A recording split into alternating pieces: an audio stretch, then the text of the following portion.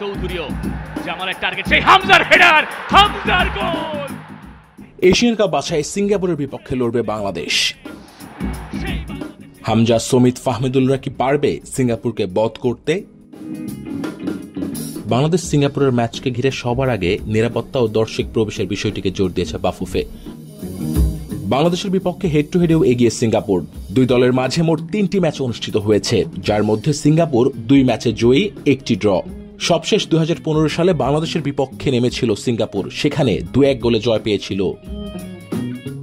বাংলাদেশের recent form কিন্তু দারুণ। সাম্প্রতিক 3 ম্যাচে বাংলাদেশের 2 জয়, 1টি ড্র। সবশেষ ভুটানের বিপক্ষে 2-0 গোলে জয় পেয়েছে লাল সবুজ, সেখানে দেশের জার্সিতে প্রথম গোল করেছেন হামজা চৌধুরী। হামজার পাশাপাশি এই ম্যাচে আরও হাইলাইটে থাকবেন সমিত সোম ও ফাহমেদুল।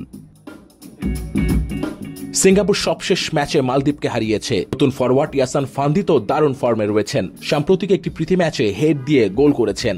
তবে কোচের ভাবনা 60 মিনিটের পর গতি এবং বল দখল হারাচ্ছে সিঙ্গাপুর, যা বাংলাদেশের জন্য সুবিধা হতে পারে। বাংলাদেশ কোন জায়গায় এগিয়ে? শক্তিশালী ডিফেন্স ও হোম অ্যাডভান্টেজ কাজে লাগাতে পারা। এশিয়ান কাপ বাছাই হামজা চৌধুরীর ঘরের মাঠে প্রথম ম্যাচ, যা দলের জন্য প্লাস পয়েন্ট। একদিকে ইকসান ফান্দির ফর্ম, অন্যদিকে মাঝ মাঠে খেলার সময় সামঞ্জস্যের অভাব। স্বস্তি যেমন আছে চিন্তার কারণও। কোচ ও অভিজ্ঞ ডিফেন্ডাররা উন্নতির জন্য জোর দিয়েছেন, বিশেষ করে বল ও রক্ষণ ভাগ নিয়ে। বাংলাদেশ ধীর মিডফিল্ড ও রক্ষণ ভাগ নিয়ে অনেকটাই এগিয়ে, গ্যাপ খুঁজে আক্রমণ করার ক্ষমতা আছে। সংক্ষিপ্ত প্লেয়ার ফর্মে ইকসান নির্ভরশীল, সেট পিসে ঝুঁকি রয়েছে।